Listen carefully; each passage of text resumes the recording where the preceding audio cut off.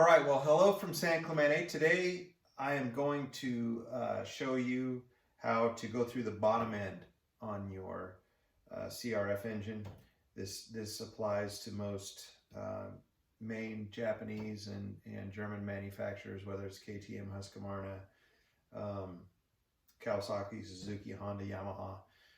They're all fairly similar. There's different derivations of the same thing, but really the bottom end is full of the most, probably the heart of the engine, really. You've got the crankshaft connected to the piston, and this really drives the engine. And then you've got basically the crankshaft bearings. Now, I've already split the cases here, but today I'm going to show you how to get this far. So we basically have disassembled the whole bottom end of the engine, and as I mentioned, the major turning points in the heart of the engine are this crank and this crankshaft bearing. So those are usually what need the most attention. Anytime I go this deep into the engine, I make sure and at the very least replace these two bearings, which are, you know, 40-50 bucks a piece, and the seals. And a lot of times, most of the time when I go this deep into the engine, I'll just go ahead and replace the crank while I'm down there. We've got a Wiseco bottom end kit that includes a new crank, piston rings, as well as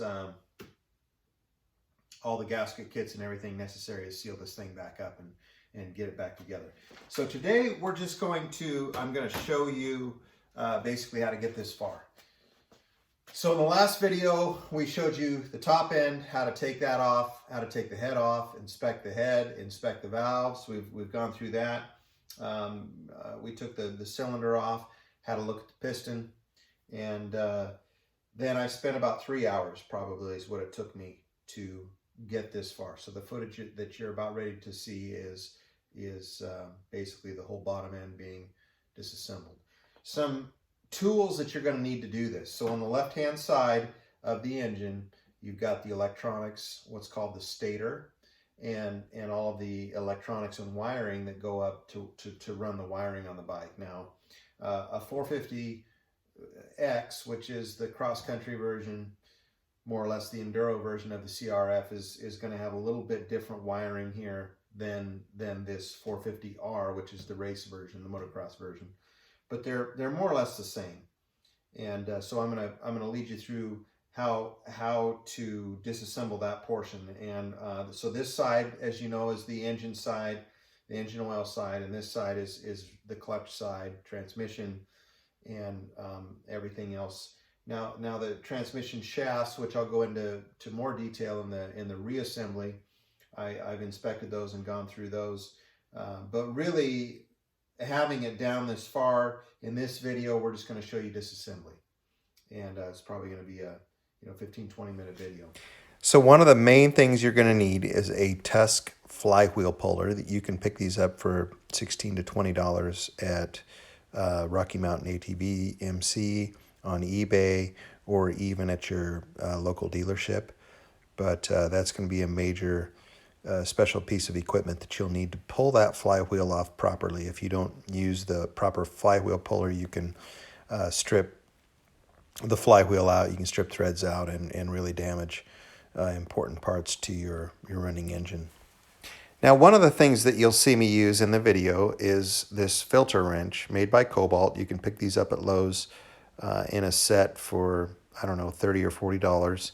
And found it very useful to hold the flywheel in place when I put the Tusk flywheel puller on the end to pull the flywheel off of the crankshaft. This press to press the flywheel off. Okay, so the flywheel is what spins on the crank and generates the electricity that runs through the wiring that goes up to the CDI and the ignition and all of that. Okay, so on the right-hand side, you'll see in the disassembly video, you've got your primary drive gears, you've got your counterbalancing shaft that go through the front, and then you've got your transmission back in here. And again, we're going to replace these crank bearings. We're going to inspect these bearings. I'm probably going to do that in another video on the reassembly. But basically on this side of the engine, the right side, we've got the clutch back here that's connected to the transmission. 2 transmission shafts that run through here, and you'll see more detail again. And then the crank comes through this bearing here. So we're going to replace both these crank bearings and seals. We're going to go ahead and replace the crank, piston rings, and rehone the cylinder to seal all the top, and then we're going to go through the valves and redo the valves on the top end. So that's going to be the extent of this engine build. The other thing we're going to do is I'll show you how to inspect these bearings in here. So we're going to go ahead and just change these crank bearings, but inspect these other transmission bearings that surround that as well. And there's a wrench rabbit kit that you can buy on eBay or with Rocky Mountain ATVMC. Most motorcycle shops or dealers can get access to that wrench rabbit kit, and that kit has all the gaskets and all the seals, the crank, the bearings, all these bearings. It's about probably a $600, $700, $800 kit depending on where you buy it. But we're not going to go that far in depth. I have inspected these bearings, and they all seem to be okay. But we will replace the crank bearings and seals. And so hopefully that gives you a good summary of what you're going to need in terms of tools. Not a lot of special tools. You will need another socket to take the flywheel off, and you'll see it in the video, the small socket that I have. It's Motion Pro sells one for, I don't know, I think it cost me $10 or $13. So most of these tools, these specialized tools, you can get for less than $200. And if you do this on a regular basis, or you have you know, an interest in doing this, then it's probably a good investment. You'll also need some sort of this is for taking off the little clip on the oil pump, and you'll see in the video where I use that tool as well. So that's pretty much it. We're going to show you the entire process of how to go in here, what to look for, what to inspect. We'll be cleaning all these parts later in another video, and inspecting the bearings, having a look at what basically to pay attention to, and looking at the inner workings of the bottom end of these engines. So stay tuned, enjoy the video. Hope you get something out of the disassembly process. Okay, now we are going to disassemble the bottom end.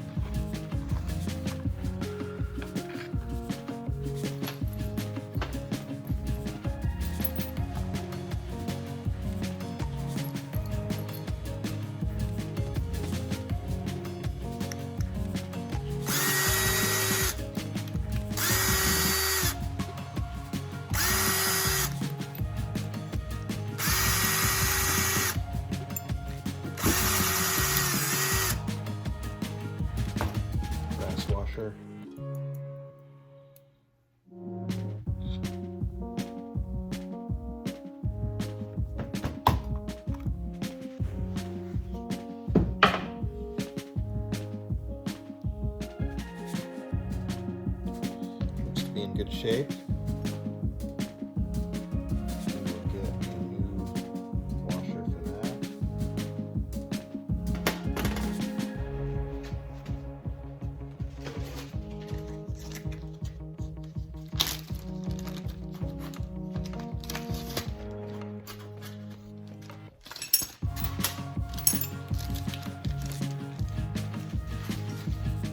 Check out the condition of the water pump, although it looks like the impeller is in good shape.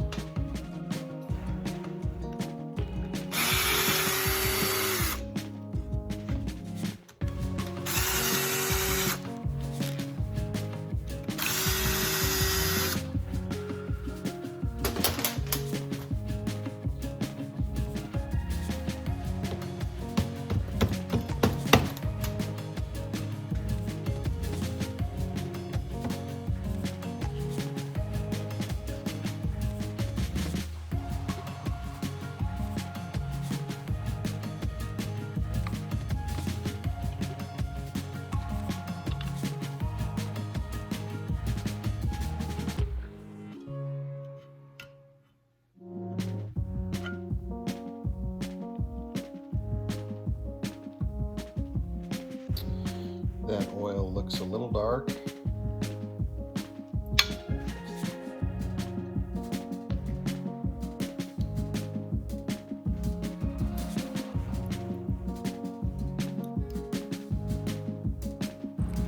Okay, so I just pulled the water pump side off of the clutch side, the transmission side of the bottom end, and now you will see where I am taking apart the clutch plate, and these bolts are torqued on there, and in order to stop the clutch from moving, you'll see that I inserted a very soft washer between the primary drive gear to the right of the clutch plate. If you can see that, I hope you can see that.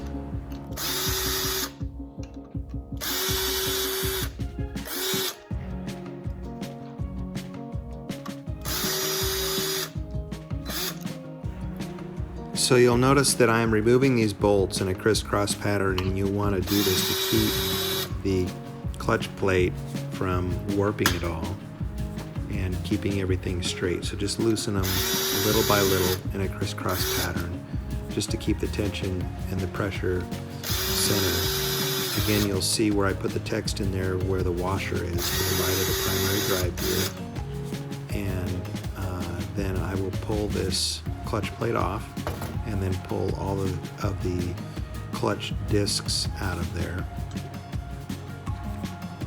And then you'll see me kind of inspect the clutch basket a little bit, and I'll go into this in more detail. But this is the one of the major things to really look for. Now I'm pulling the detent lever out that actually runs the mechanical clutch from the cable on the left-hand side of the engine. It pushes that plate out to disengage the clutch. Okay, that's the mechanical portion of the clutch. There's also some washers and different things on there. The next step is now going to be pulling these clutch plates out. And a good sign that they're worn is that they're kind of stuck in there, so you'll see me go through with a screwdriver and kind of pry them loose. They're almost stuck to the metal plates, and I'm sure they've just been dry of oil for so long. But there's a washer on the end of the clutch basket there that I'm kind of showing the clutch basket. And the next thing now is going to be to remove all of the clutch plates.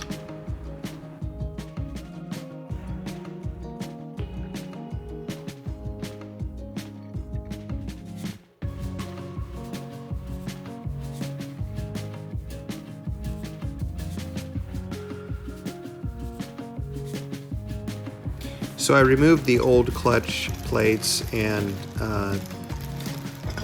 metal bushings out of there because I'm going to replace all of that with a new Tusk clutch. Now I'm kind of inspecting the basket and the inner clutch hub, and you'll want to inspect these for grooves in the clutch basket.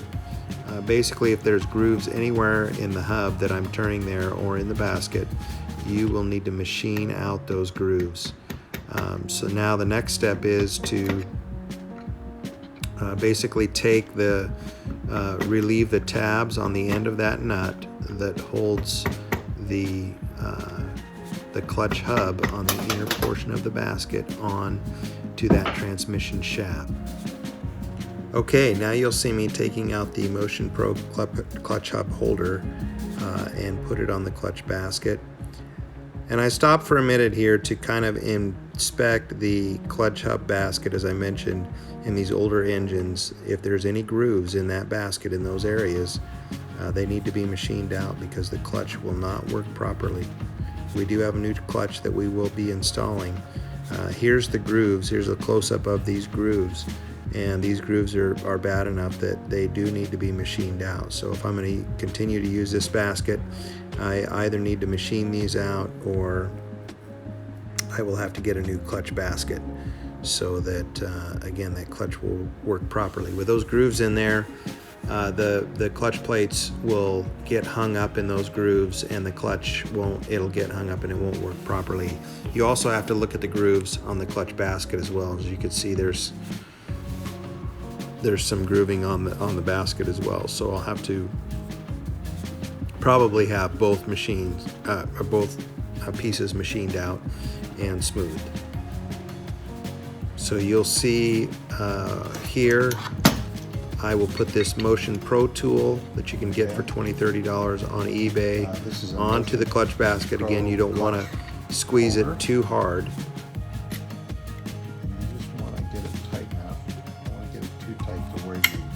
Squeeze the clutch, but you want to get it tight enough that you can get a bite on there.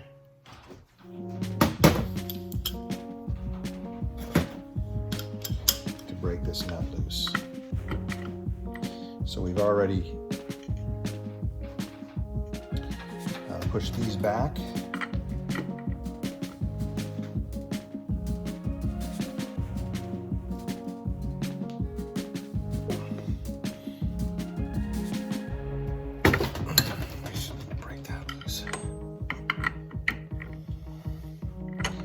The other way you can break this loose is with the use of a air gun. I have another video on a 250 where I used an air gun to break that loose.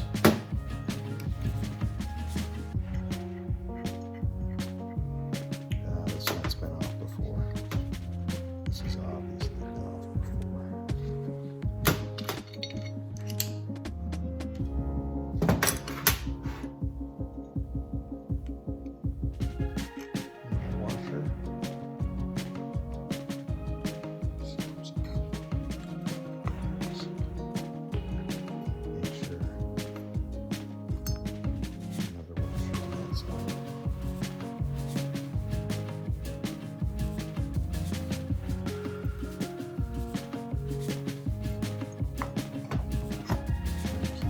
Together. Go ahead and pull the clutch basket off. Make sure that you know there's the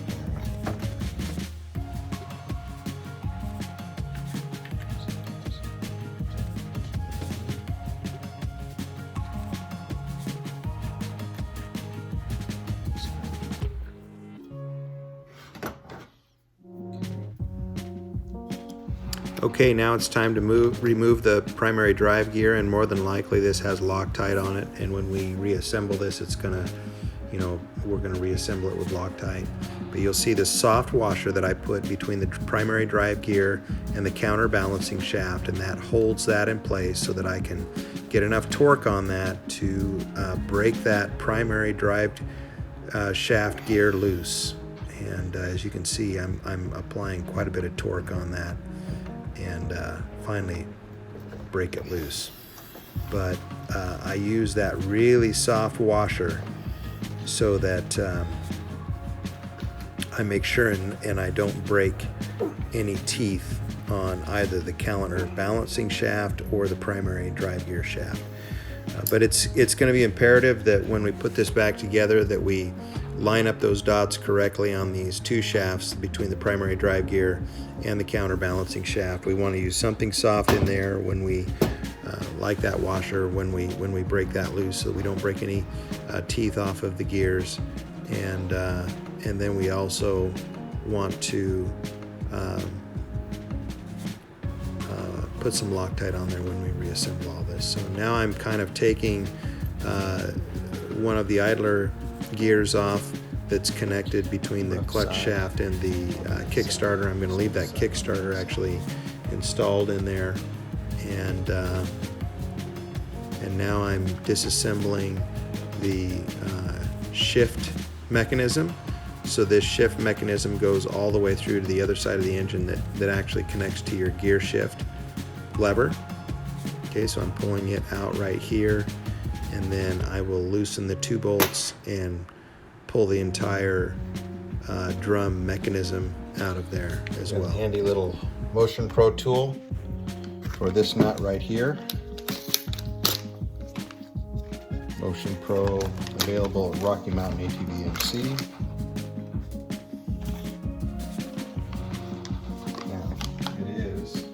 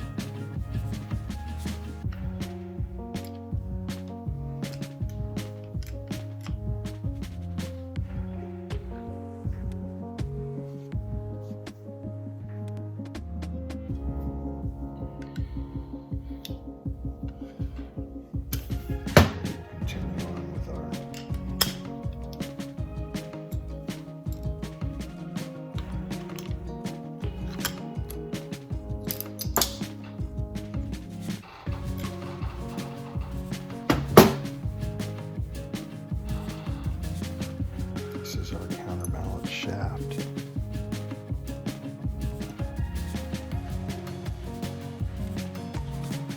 Okay, now when that goes back on, this dot needs to be lined up with this dot.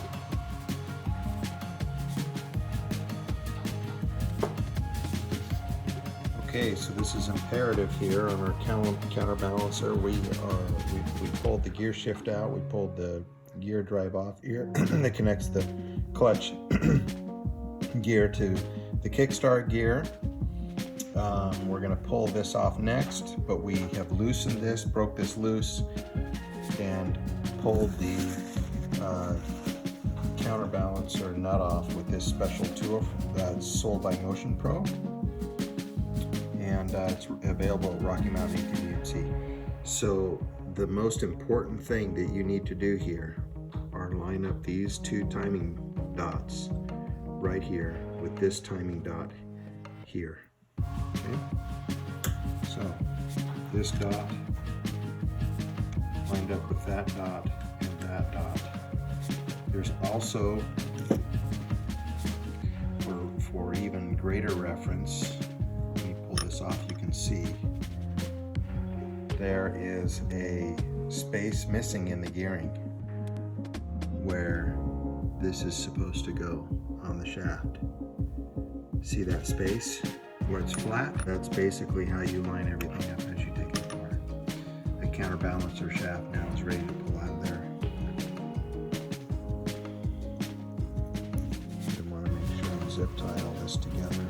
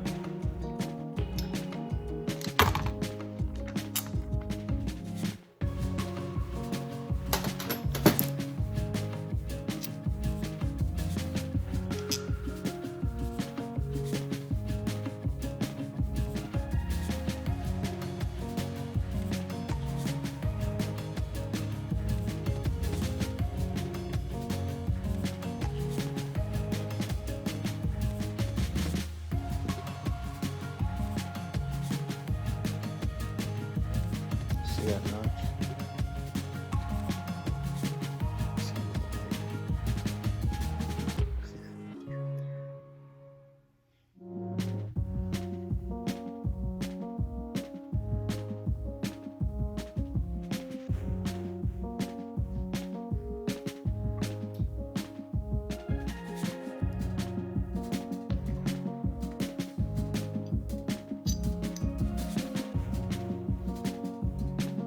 There's your crank bearing on the inside of that. Okay, that's what we will be changing out.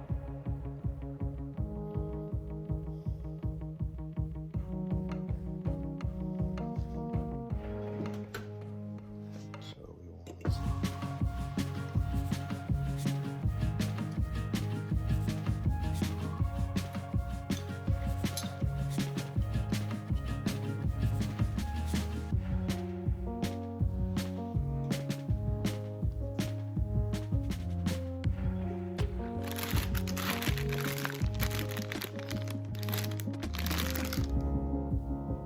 Okay, so here I am removing the shift drum mechanism that allows the drum to click through the gears. And there's two bolts here that need to be Loctited in. That's why they're so tight. So I'm removing those. And this mechanism, you need to be really careful when you pull it apart, because if it falls apart, it's really kind of confusing to get it back together. So the best thing to do when you pull it off, just wrap it with tape and put it in the baggie and stuff it away until you get to the point where you're ready to pull it back apart and reassemble it. But you don't want it to come all apart.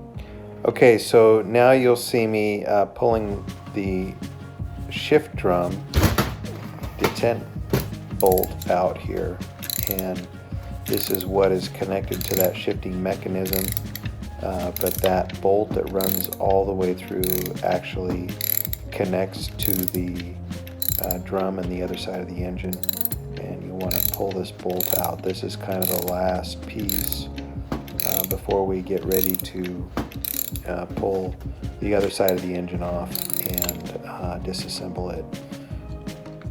You really need, when you reassemble this, to Loctite this into place. That's why it was so tight when I went to take it apart. It needs to be Loctited and torqued into place. But this, as we reassemble this, I'll show you. There is a little set pin in there that allows you to get the orientation right on that shift drum.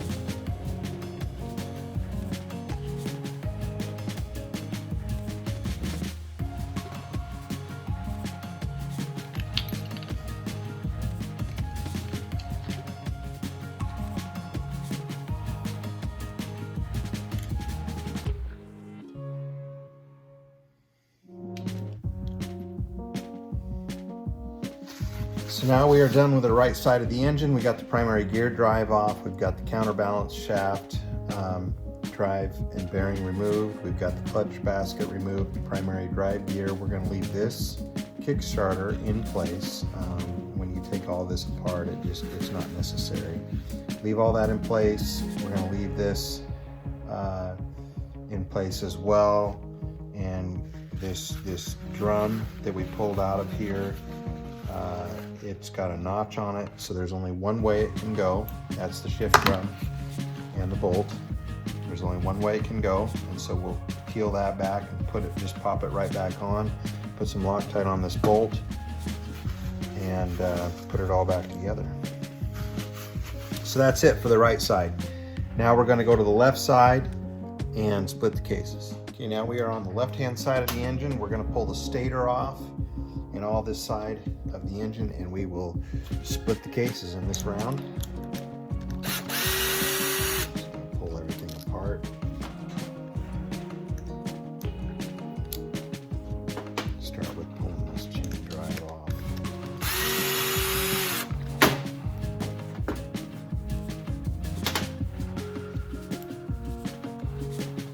That size bolts there. This guard is very critical though to protecting your case.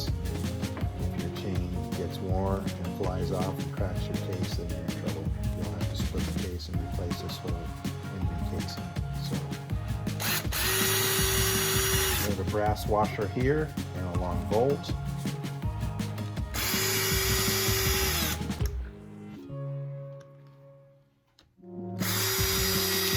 We'll take these off and crisscross.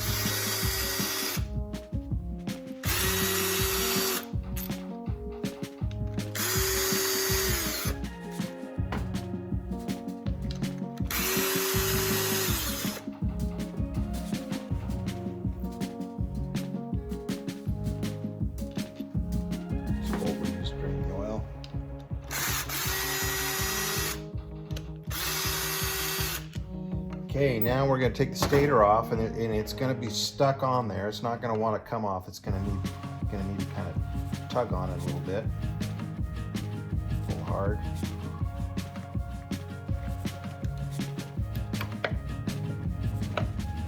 And oil will come out of there. We should have had our pan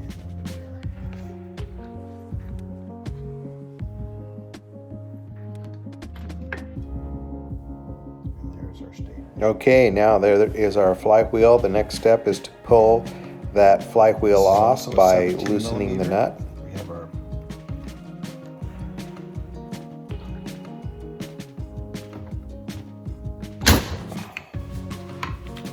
have our filter wrench holding it on there. Just broke that nut loose. I'll go ahead and take the nut off. Go ahead and remove that nut. Filter wrench off. We have one more washer on here. And now the next piece of this next tool you need is this Tusk flywheel splitter. Just thread this on like so. Threads right onto the flywheel. Bolt in here. Thread this bolt in till it's tight. We have a 24mm bolt here, and so we will grab this with a crescent. So we grab this with a crescent, and we simply pull the flywheel off. See, it pops loose. Flywheel is now broke loose. Well, that was kind of aggressive. And you can see the flywheel now is broken loose. It was kind of a nasty jolt. And now we can thread the puller off and then thread the inside piece off. Flywheel off. And we do have a cotter pin in here we need to keep track of. And that's it for taking the flywheel off. And now we will be replacing this cam chain. We'll take the cam chain off and the cam chain guide.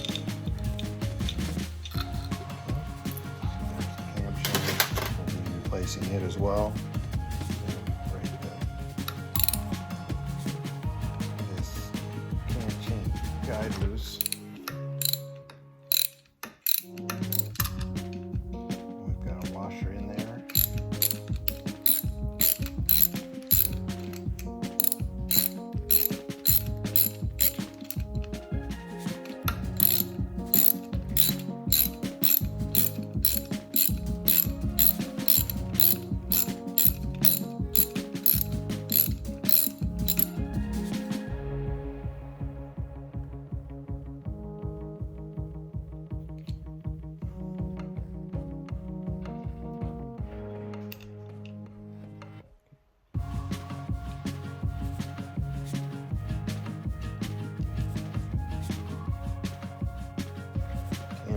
tensioner guide.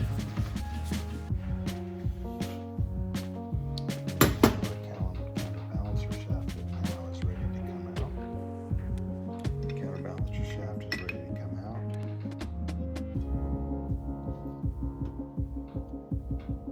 We have our key peg.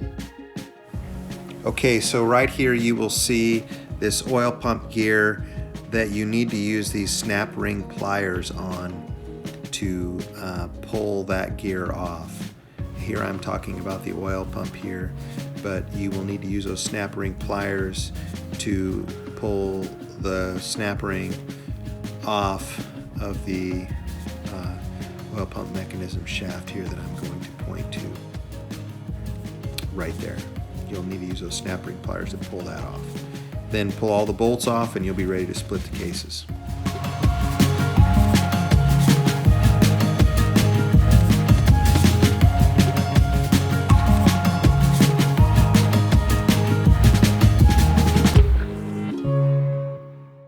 Okay, so now I am pulling out the Tusk case splitter and mounting it onto the crankshaft there and trying to line up the holes so that I can get a good leverage on splitting the cases there. As you can see, the engine is sitting on two 2x4s underneath to hold up. Okay, now it's time to split the cases. I can't say enough to double check all the bolts are out, because if they are not, you can actually strip these holes out where you do have the brace, the braces attached to the case.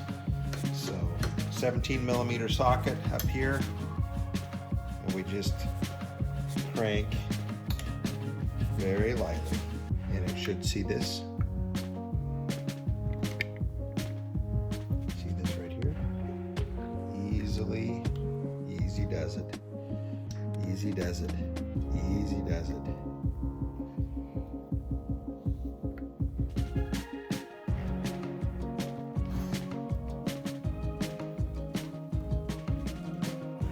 Easy does it.